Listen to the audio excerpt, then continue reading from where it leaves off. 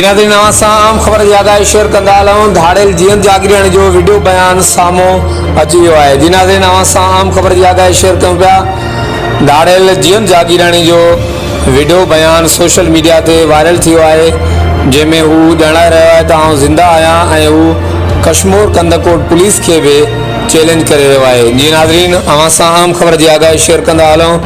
धाड़ेल जीअं जागीराणी जो वीडियो बयान सोशल मीडिया ते वायरल थियो आहे, जॾहिं त धाड़ेल जीअं जागीराणी पंहिंजी गैंग समेत ज़िले कश्मीर कंदकोट जी पुलिस के मुक़ाबले लाइ चैलेंज करे रहियो आहे। हुननि जो वधीक छा चवणु आहे, अचो त हुननि जे वीडियो बयान में ॿुधूं था। फटी बटी कान्हे, अला मुंहिंजी महिरबानी आहे। घणो लड़ियो आहे शेख शाह खां। इंशाअल्लाह ताला चओ 12 जो डेट पूरो करे सिपाहियुनि जो, पोइ इंशाअल्लाह ताला उमेदा पूरी थीजूं। अहिड़ा ड्रामा ठाही तो मां इंशाअल्लाह ताला जे कल्ह ठातो मां मींहुं अॻिना छॾे अचे हा न। हाणे शेख रमजद शेख जी बि जॾहिं त ख़त्म करणी आहे, 15 सिपाही मारे को बि ॻाल्हि सोचणी अथसि। चवंदो आहे बयान ॾे थो त जीअं जागीराणी मारिजी वई आहे, फटी आहे, मां इना वर्द सरियां बयान ॾे थो त का बि ॻाल्हि कान्हे का, जीअं त न फटी आहे न मरी आहे। ताला तोखो मंत्री वर्दो कुछ 12 सिपाही भी मरदा,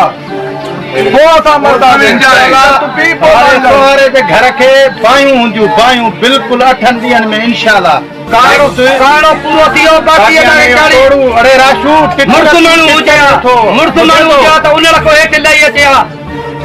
ॼाम ॿारहं छॼे जो मुर्द माण्हू हुजे, गैरत हुजे सा त उन महिल उन्हनि जे कॾ लॻो अचे, उन सां फंदके सां गॾु मरी वञे हा।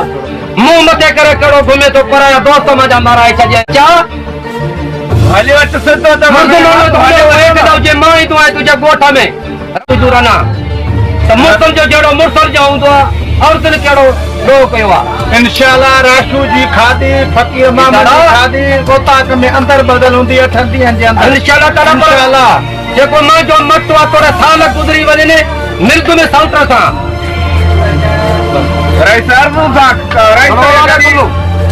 साहब तुंहिंजो महिमान हो त ॾींहनि में जीअं दुकान जिंदाबाद, जिंदाबाद, जीअं दुकान जिंदाबाद।